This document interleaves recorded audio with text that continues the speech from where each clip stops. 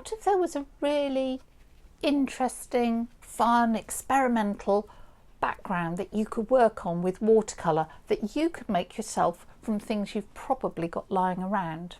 Well, the good news is that there is. My name's Liz Chaderton. I'm a watercolour artist based in Berkshire, and this week I wanted to introduce you to tissue paper backgrounds for your watercolours. You can use them for sort of abstract landscapes like this one, or you could use it for something like this peacock that I've got behind me, or let me grab another one, maybe a seascape. You know, you're only going to be limited by your imagination. Really easy to do, so I'll show you how, and then I'll show you how to use it. Preparing the tissue paper background is really straightforward. You don't need many things either. You need some white glue. School glue's fine, just a PVA glue. You will need to dilute it, so you'll need a container and some water and a brush to put it on with. You need a piece of watercolour paper. Probably want to go for at least £140, simply because you're attaching one thing to another and you don't want it to be too flimsy. And then of course you need your tissue paper. This should be white if possible. Well, should be white, full stop, because the dye in coloured paper, either it'll bleed or it's not light fast and it'll fade with time. Also, you can look for acid-free paper because it's often used for wrapping things like wedding dresses or whatever. So let's first dilute our glue, and it's about a half and half mixture. And I'm just going to dilute that down so that it's sort of good milky consistency. The paper, the tissue paper, needs to be slightly larger than your paper. So I'm just going to rip that roughly in half. And then you need to scrunch it because you want lots of texture in there. And sort of open it out so you're ready to go. You can apply it all over your surface, or you can leave some areas untouched if you want. So say we're going to turn this into a cliff top painting, we might want to leave the sky untouched and only have the tissue paper for the cliffs. I'm going to leave some of this clear. Now we need to apply the glue. Be generous because it's got to stick, but equally well we don't want it to take 3 days to dry. Be particularly careful with the edges and corners. If you were doing a large sheet, you might want to do this in sections because you can find that bits have started to dry quite quickly. Then we've got our scrunch tissue paper, and we simply place it in the glue, and then we might want to move it around to get the sorts of marks we want and the sorts of textures we want. Now, you will find that as the tissue paper gets damp, it gets very fragile and it will easily rip. So go careful and be gentle. You can leave it like this. You can very gently smooth it down with your finger, or if you have any little printing rollers, something like this, you can gently roller over it. But you don't want to iron it flat because the whole point is that you want that lovely texture to paint on. Now we need to leave that to dry without fiddling because it's at that really fragile stage. When it is dry, we can rip the edges off very, very easily. It's far easier when it's dry. Trim it to size and we're ready to paint. Oh, one thing, don't forget to wash your brush out because the PVA glue, once it's dried in your brush, you're going to really struggle to get it out. Let's show you some of the ways that you might use your tissue paper background. So these are just very quick samples.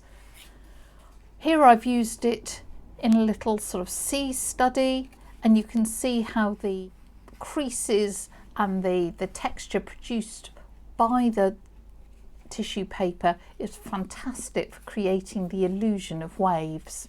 It's also fantastic for creating the illusion of twigs and trees and branches. So this little abstract bluebell wood is really sweet and a lovely way of using that tissue paper surface. Why I love it is it forces you to be loose. You can't be precise because the paint goes for a little wander along the tissue paper and the folds, so you have to let go of control. So if you're struggling with loose watercolour, this might be the secret to letting you loosen that control and letting the water flow and do work for you.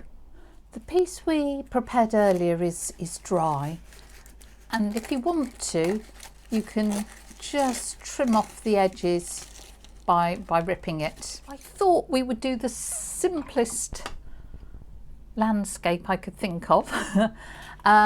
So we're going to do a cliff top with the sky and a wind-blown tree, just to show how the colour really flows down those beautiful lines. So I'm grabbing a little bit of phthalo blue, such a lovely colour. I'm going to put it along the top where I left the paper uncovered. And we really don't need any more than that. And then this is the bit that you want to see, I would imagine, is what happens when you put paint on this surface. And we can use whatever colours we want. I've got some brown, that's burnt umber. I'm sort of putting it sort of fairly diagonally because I want the colour it to sort of look like a cliff with everything sort of flowing down. Maybe there's been a bit of a rock slide or whatever. But can you see how it collects in those creases? And it makes really interesting marks with zero effort, which of course I like a lot. So putting some green to wiggle through it.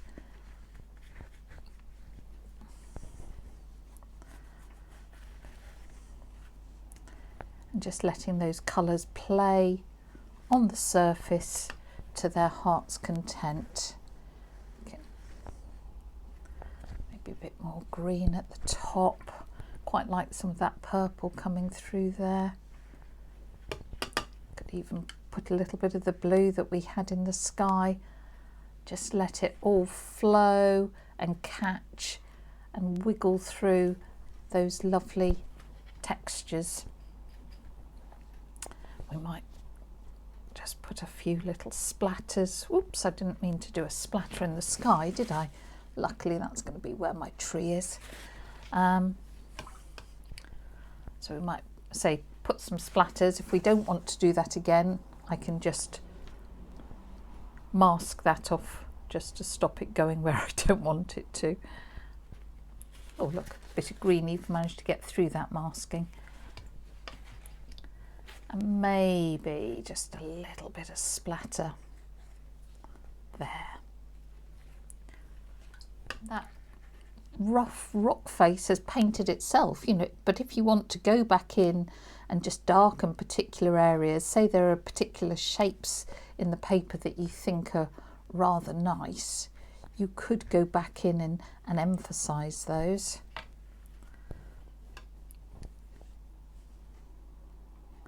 But you don't have to. Right, let's come back to our windswept tree. I mean, you can imagine a lighthouse on top of the cliffs, couldn't you, if you put the edge of the cliffs in or something like that as well. That would be really cool. I'm just going to mix a bit of the brown and the purple to make a fairly gungy sort of colour, because I think think a windswept tree would be fairly gungy. And I've got a rigger brush. So again, if you are trying to paint loosely, a rigger brush is a great brush because you can't have a lot of control over it. So how would they go? And we could just sort of, you know, the wind is blowing from this direction and we want that windswept tree. Poor thing's been battered for the last umpteen years. It hasn't been able to grow straight. And we'll just sort of put a few twigs as it gets battered by a northeasterly wind or whatever it is. You can let that dry and then maybe do a little bit of dry brushing around there. But because this is a cliff top, I don't want it to be dangerous. I don't want anyone to fall over it, so we can put a few sort of a bit of a fence to stop everyone falling over it. You know, hate to be the cause of an accident or a sheep going over the edge. And again, your rigger brush is great for getting, you know, not precise marks. They are kind of where you want them, but you know, they're not terribly controlled, which is great. Let's work on that tree a little. It's still wet, of course, but we could take some of our moisture off the brush and then just use the side of it to create the sort of mass of twigs that you might see in this sort of tree. So let's just work on the shape of this tree a tiny bit, just darken things up, just being a little bit more careful with my rigger than I probably was before. It doesn't need much, but I just want to get the impression of this tree being blown over the years. That's probably enough. So I hope you really enjoy this texture. You can make it with things I'm sure you've got lying around, and I think you will find it really helps you loosen up and enjoy the randomness, but you know, you're controlling the randomness, but enjoy that in your paintings. Love to see what you come up with, so please do put something in the comments, and I'll see you soon.